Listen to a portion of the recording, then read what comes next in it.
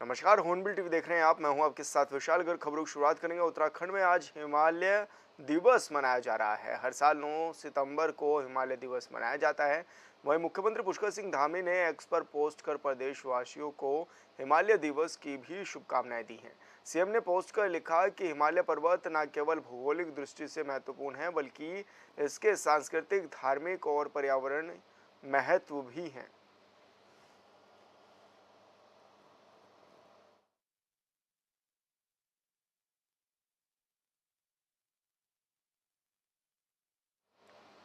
पौराणिक ऐतिहासिक नंदा देवी मेले का शुभारंभ केंद्रीय राज्य मंत्री अजय टम्टा ने देर शाम किया है। इस अवसर पर विधायक मनोज तिवारी समेत गणमान्य लोग भी उपस्थित रहे। सांस्कृतिक और धार्मिक मां नंदा देवी मेले का आगाज पश्चिमी को हो गया था और राज परिवार के चंद राजवंशियों ने विधि विधान के साथ पूजा अनुष्ठान भी किया है।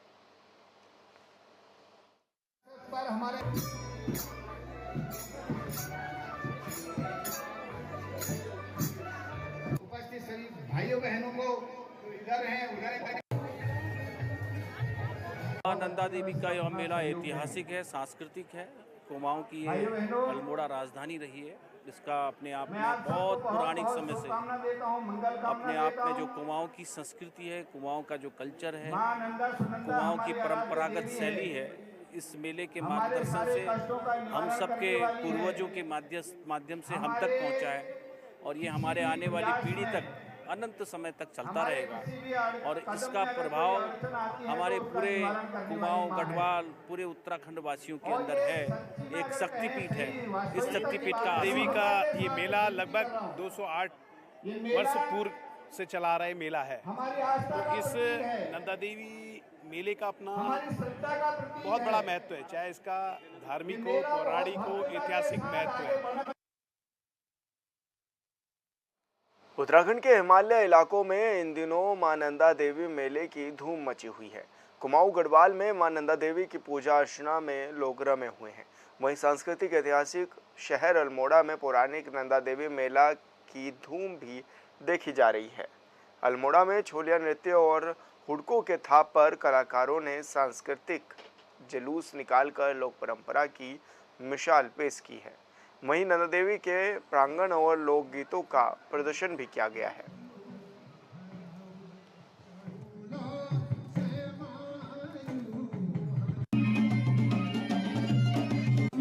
सेवा थी वो दी हैं, थोड़ा झांझरी और जो हमारा कुमाऊनी कल्चर के भागनौल इस टाइप की जो चीज़ें हैं वो परंपरागत, उसको गांव की महिलाओं ने बड़े सुंदर ढंग से आज प्रस्तुत किया है।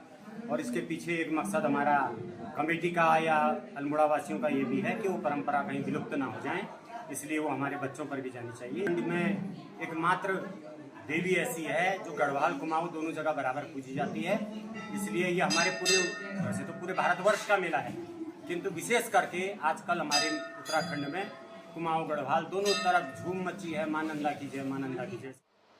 लोहाघाट नगर के पास पाटन पाटनी गांव में 4 दिवसीय मां धुमाधुरी नंदाष्टमी महोत्सव हर्षोल्लास के साथ शुरू किया गया है।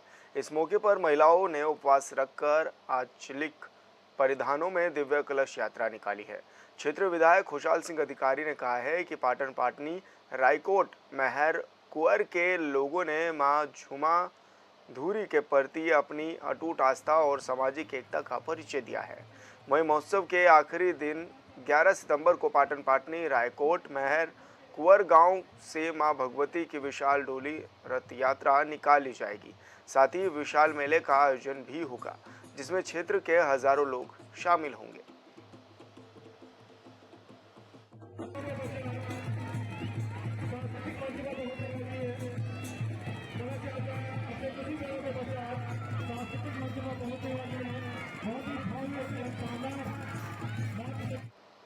नैनीताल के राम सेवक सभा मल्लीताल में मां नंदा देवी महोत्सव का आगाज हो गया है। विधिवत पूजा अर्चना के बाद नंदा देवी महोत्सव का शुभारंभ किया गया, जहां मुख्य अतिथि ने मां नंदा सुनंदा की मूर्तियां बनाने के लिए दल को ध्वज देकर कंदली वृक्ष लाने के लिए रवाना किया है। इस बीच मां नंदा सुनंदा के जयकारों से सरोवर नगरी गूंज उठी है। विश्वे देवा सहमा जयंता प्रतिष्ठा निकलेगी उस दिन मार्कंडेय पुराण में मां नंदा को इस तरह से वर्णित। इस वर्ष जो कदली का वृक्ष है वो हमारे बहुत नजदीक में ग्राम है रोहड़ ग्राम, तो हम लोग जो है हमारा कदली वृक्ष दल अभी जो है वहाँ को रवाना हो रहा है और जिस गांव में जा रहा है वहाँ पर इतनी ज़्यादा इसकी इंतजारी है, बहुत लोग प्रसन्न है वहाँ पर। वो कह रहे हैं क्योंकि जहाँ से कदली का वृक्ष आता है उसका मतलब है कि वहाँ से देवी इस वर्ष वहाँ से आ रही है, इसकी मान्यता बहुत है। इसी प्रकार से जब कदली वृक्ष दल कल जब आएगा तो पूरे नगर में इसका भ्रमण होगा, जिसमें छोटे बच्चे, स्कूली बच्चे, महिलाएं और यहाँ के बुजुर्ग लोग, गणमान्य लोग जो हैं अपने पूरे परिधानों में जो है पूरे नगर में घूमेंगे, हमारी संस्कृति को बचाने के लिए राम सेवक सभा कार्य कर रही है। ठीक इसी प्रकार से डोला भ्रमण के दिन भी हमारी माताएं, बहनें, स्कूल के बच्चे, बहुत सारे लोग जब उसकी विदाई होगी तो उस दिन भी हम लोग अपनी संस्कृति को यहाँ पर पूरे देखेंगे कि लोग कि हमारी कुमाऊं की संस्कृति पूरे झलकेगी। सुनंदा का महोत्सव आज से आगाज हो रहा है। आज कदली वृक्ष के लिए प्रस्थान करेंगे यहाँ से, तो मैं पूरे क्षेत्र और पूरे देश को और अपने राज्य को मां नंदा सुनंदा की बधाई देती हूँ। जिस तरह से आज हमारे माननीय मुख्यमंत्री जी ने भी संबोधित किया और सबको बधाई दी और सबके खुशहाली की कामना करी। मैं माननीय मुख्यमंत्री जी का धन्यवाद करूंगी कि आपने सभी को धन्यवाद और शुभकामनाएं प्रेषित करी। इसी तरह से मैं भी माननीय मां नंदा सुनंदा का महोत्सव आज से हमारा शुरू हो रहा है। मैं सबको बहुत बहुत बधाई देती हूँ। वनित्रा रिजोर्ट मामले में पीड़ित पक्ष के वकील अरविंद वर्मा ने फैसला आने में हो रही देरी के लिए सरकार को जिम्मेदार ठहराया है। वकील अरविंद वर्मा ने कहा है कि हत्याकांड के ट्रायल में कहीं न कहीं देरी हुई है। अगर सरकार चाहती तो इस मामले को फास्ट ट्रैक कोर्ट में ले जाया जा सकता था, जहां इस केस में निस्तारण 2 से 3 महीनों में हो सकता था। वहीं सरकार की लापरवाही के चलते आज पूरा देश हत्याकांड पर नजर टिकाए हुए है। उन्होंने कहा है कि मामले में फैसला आने में अभी 2 महीने का समय और लगेगा। वहीं वकील ने पुलिस की कार्यप्रणाली पर भी सवालिया निशान खड़े किए हैं।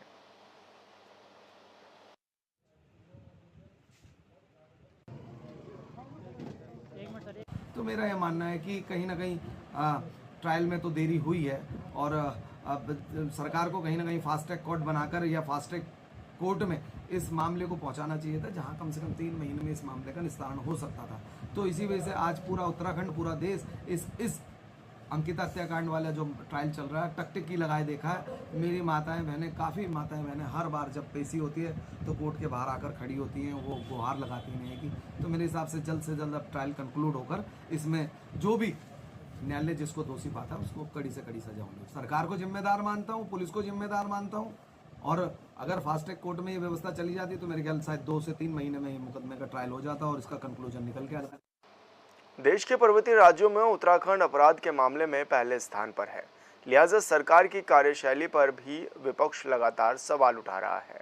राजधानी देहरादून से लेकर हरिद्वार तक कांग्रेस कार्यकर्ताओं ने विरोध प्रदर्शन किया और बीजेपी सरकार का पुतला भी फूंका है।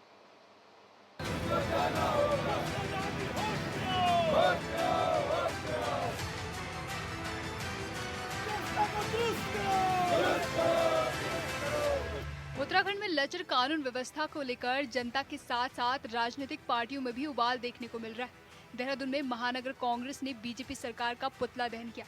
महानगर अध्यक्ष डॉक्टर जसविंत सिंह गोगी ने बताया कि बनबसा नेपाल सीमा पर रानीखेत विधायक के भाई सतीश नेनवाल 40 कारतूस के साथ पकड़े गए और सरकार मामले को दबाने की कोशिश कर रही है। देखिए, पूरे प्रदेश में कानून व्यवस्था बिल्कुल ध्वस्त हो चुकी है। कहीं लूट, कहीं डकैती, कहीं बलात्कार पूरे प्रदेश में हो रहा है और अपराधियों का मनोबल इस कदर तक बढ़ चुका है कि एक अपराध करने के बाद दूसरे अपराध को अंजाम दे रहे हैं। हाल में ही विधायक का भाई जिंदा कारतूस लेके घूम रहा है, छापा पड़ रहा है, सरकार पे कोई जवाब नहीं है। तो कानून व्यवस्था बिल्कुल ध्वस्त हो चुकी है और इसलिए हमने भाजपा सरकार का पुतला दहन किया है और हमने अपना विरोध दर्ज कराया है। कांग्रेस नेताओं का कहना है कि राज्य सरकार अपने नेताओं को संरक्षण देने का काम कर रही है। जितने भी राज्य में उत्पीड़न और अत्याचार के मामले सामने आ रहे हैं उन सब में भाजपा के नेताओं के नाम सामने आ रहे हैं। राज्य सरकार को जल्द से जल्द इन मामलों पर उचित कार्रवाई करनी चाहिए, नहीं तो कांग्रेस बड़ा आंदोलन करने के लिए मजबूर होगी।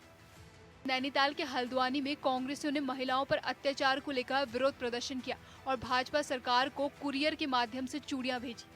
आरोप है कि बीजेपी के शासनकाल में लगातार महिलाओं के साथ अत्याचार हो रहा है और भाजपा सरकार इसे रोकने में नाकामयाब हो रही है। कांग्रेस कार्यकर्ताओं ने कहा कि राज्य में जो मामले सामने आ रहे हैं उसमें सत्ता पार्टी के कार्यकर्ता और नेता के ही नाम जुड़ रहे हैं, लिहाजा भाजपा को सरकार छोड़ देनी चाहिए। वहाँ पे चूड़ियाँ भेजने का भी कार्यक्रम हुआ और उसमें सब कांग्रेस के लोग सम्मिलित हुए। मैं सबको धन्यवाद देता हूँ। और देखिए, चूड़ियाँ वाकई में भेजी जानी चाहिए, क्योंकि ये सरकार बिल्कुल आंख मीच कर केवल भ्रष्टाचार के तंत्र मंत्र को बढ़ावा दे रही है, नफरत को बढ़ावा दे रही है, हिंसा को बढ़ावा दे रही है।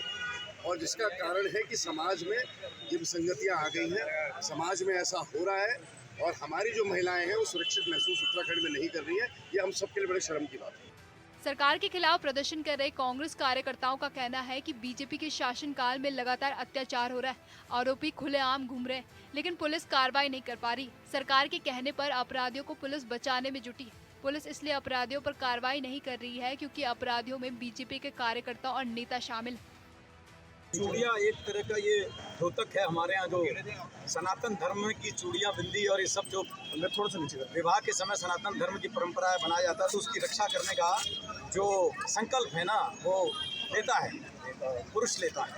आज जो भारतीय जनता पार्टी के लोग जो मुलव्वज हैं सारे बलात्कार में, मतलब एक भीड़ बाढ़ सी आ गई है। और हालात ये है कि जो इनका शासन प्रशासन है, रुद्रपुर का एसएसपी ने क्या शब्द बोले हैं कि हर चीज़ किसी का ठेका मैंने नहीं लिया है। तो ये सब के खिलाफ हम जो ये चूड़ी भेज रहे हैं माननीय मुख्यमंत्री जी को कि या तो इस चूड़ी की रक्षा करो या छोड़ दो। ये चूड़ी खुद बैठ करके यानी महिला खुद बैठ करके शासन करेगी, खुद अपनी रक्षा करने के लिए समर्थ है। तो आज चूड़ी भेज रहे हैं हम, इसे की शर्म है तो इस चूड़ी का लिहाज करो, शर्म करो।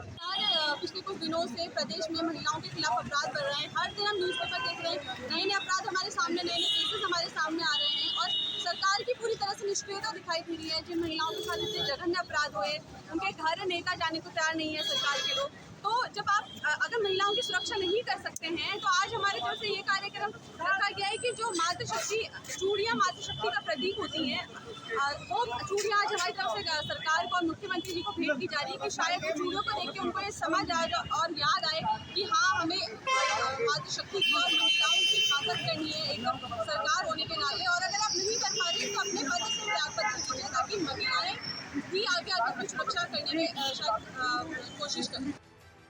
देवभूमि उत्तराखंड में हाल ही के दिनों में कई ऐसे मामले सामने आए जिसमें बीजेपी के कार्यकर्ता या नेता पर आरोप लगे, लिहाजा इसे लेकर विपक्ष सरकार पर हमलावर है और सत्ता छोड़ देने की मांग कर रहे हैं। Bureau report, hornbill TV. 19 साल से लड़ रहे हैं विस्थापन की लड़ाई, लेकिन अभी तक मांग पूरी नहीं हो पाई। कुछ ऐसा ही कहना है एक गांव के लोगों का। क्या है पूरा मामला, इस रिपोर्ट में देखिए।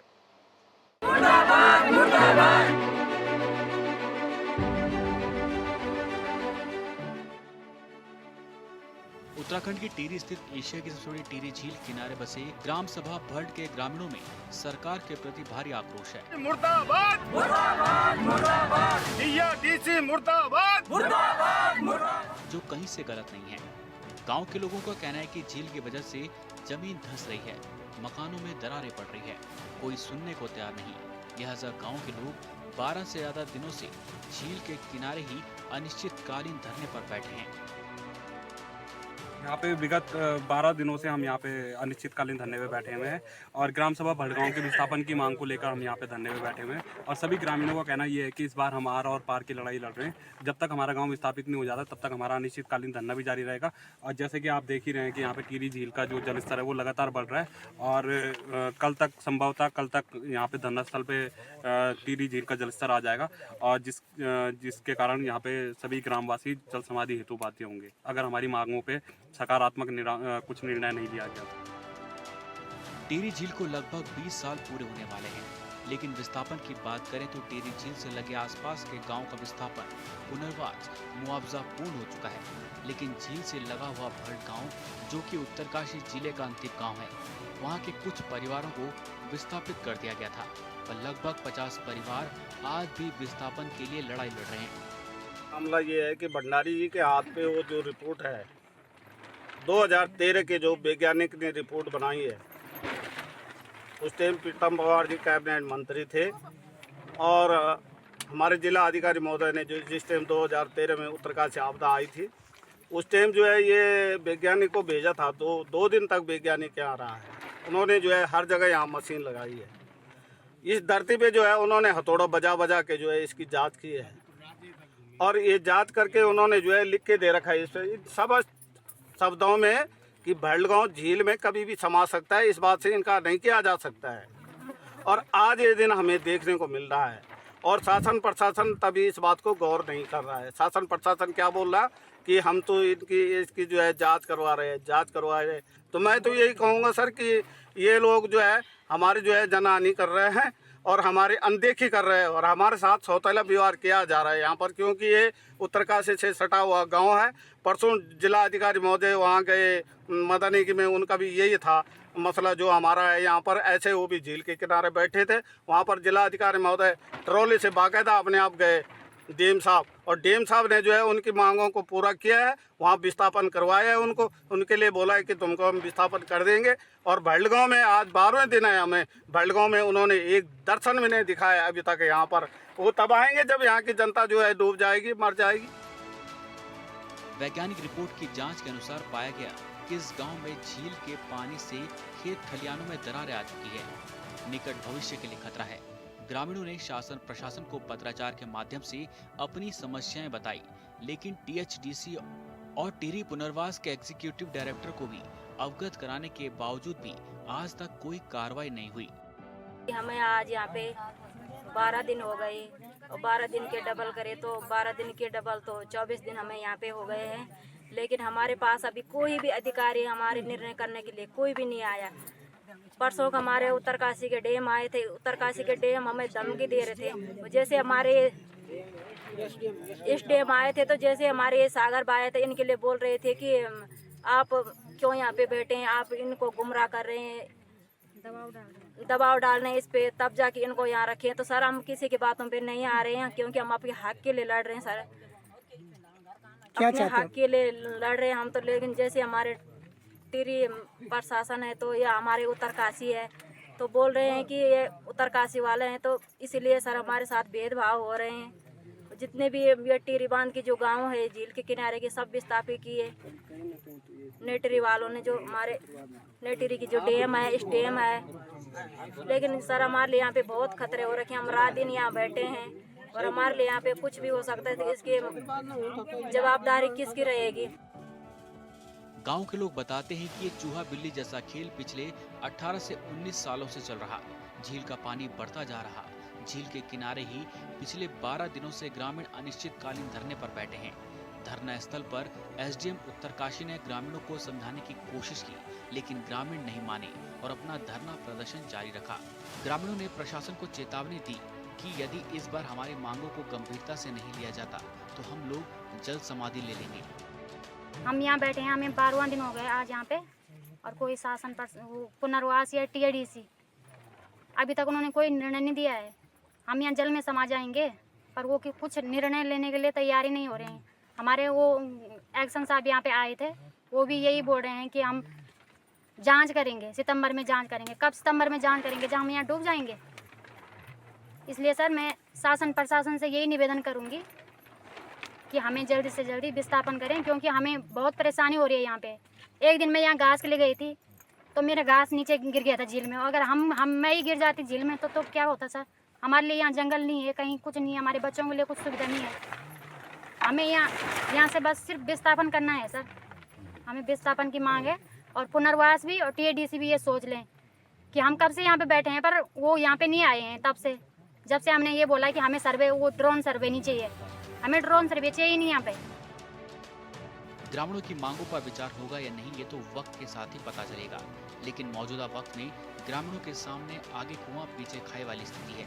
लिहाजा लोग कह रहे हैं कि मरना तो सबको एक दिन है, लेकिन अपनी हक की लड़ाई के लिए जल्द समाधि लेकर मरेंगे। हमारे लिए बहुत परेशानी है यहाँ पे, और देख सकते हैं आप लोग यहाँ पे हमारे बुजुर्ग लोग कितनी परेशानी है। बहुत 2006 से जब से ये पानी टिहरी झील से उन लोगों ने बंद किया है, तब से बहुत दिक्कतें हो रही है यहाँ पे। और पिछले साल भी हम इसी धरने में बैठे थे सर, तो पिछले साल भी उन लोगों ने हमें 15 दिन का वो दिया था, कि आश्वासन दिया था कि हम 15 दिन में तुम्हारे लिए वो पूरा तुम्हें विस्थापित कर देंगे। पर उसके बाद भी जब हम लोग यहाँ से गए तो उसके बाद कोई निर्णय नहीं हुआ। उन लोगों ने हमें बुलाया, हम बार बार गए उनके बुलाने पे, उस समय भी उन लोगों ने हमें कोई उसका जानकारी नहीं दिया। फिर जब हम लोग अभी बैठे हैं यहाँ पर तो बहुत से लोग आ रहे हैं, डीएम साहब भी आए, वो आए, एसडीएम साहब यहाँ पर आए, और जो भाई हमारे लिए सहयोग के लिए खड़ा है सागर भाई, वो उसको भी धमका रहा है, उसको डरा रहा है ना। तो जो लोग हमारे साथ खड़ा उन लोगों को तो वो लोग डरा रहे हैं। जब वो लोग हमारे साथ खड़े नहीं हो सकते, हमारे साथ कुछ हमारा सहयोग नहीं कर सकते, तो जो लोग कर रहे हैं उन लोगों को भी क्यों धमकाना है उनको। टिहरी डैम निर्माण के दौरान कई गांवों को खाली कराया गया, लेकिन वर्षों बाद अब कुछ गांव ऐसे हैं जहां के लोगों के लिए टिहरी डैम मुसीबत बन गया। डैम के किनारे ही गांव बसा हुआ है। डैम की वजह से घरों में दरारें पड़ रही है, लिहाजा गांव के लोगों में आक्रोश है। भल्ट के ग्रामीणों का कहना है कि इस बार कुछ भी हो जाए, धरना प्रदर्शन समाप्त नहीं होगा। हमारा 12वां दिन हो गया, न कोई शासन प्रशासन हमारे सुनने लगे। हमारे घर में जब मकानों पर सार दरारें आई, जब हम बरख लगने लगे, हम रात भर रोने लगे डर रखा कि हमारा मकान न टूटो, हमारा कच्चा बच्चा न टूटो। ये हम जितना मेल है हम कोई भूम वाले नहीं। गाँव हमारा बिल्कुल पिछड़ियों गाँव से, गरीब आदमी पढ़े लिखे कोई इच्छा नहीं और न कोई भूल जान रहे। क्या चाहते हैं आप शासन से? चाहते क्या हमें चाहना हम विस्थापन करो, हम निकल हम विस्थापन हम कि मगर जल समाधि। उत्तराखंड पहाड़ी राज्य है और पहाड़ों में भूस्खलन से लेकर अब जमीन धंसना बड़ी बात नहीं। जोशीमठ का एक इलाका ही धंस गया, जिसे लेकर सरकार नीति बनाती रही। सरकार विस्थापन का वादा तो करती है, लेकिन कई गांव ऐसे हैं जो आज भी विस्थापन की मांग कर रहे हैं। अब उत्तरकाशी के अंतिम गांव भल्ट के लोगों की मांग कब पूरी होगी, इस पर सबकी नजर है। उत्तरकाशी से हॉर्नबिल टीवी के लिए दीपक नोटल की रिपोर्ट। और फिलहाल इस बुलेटिन में इतना ही। आप देखते रहिए हॉर्नबिल टीवी। नमस्कार।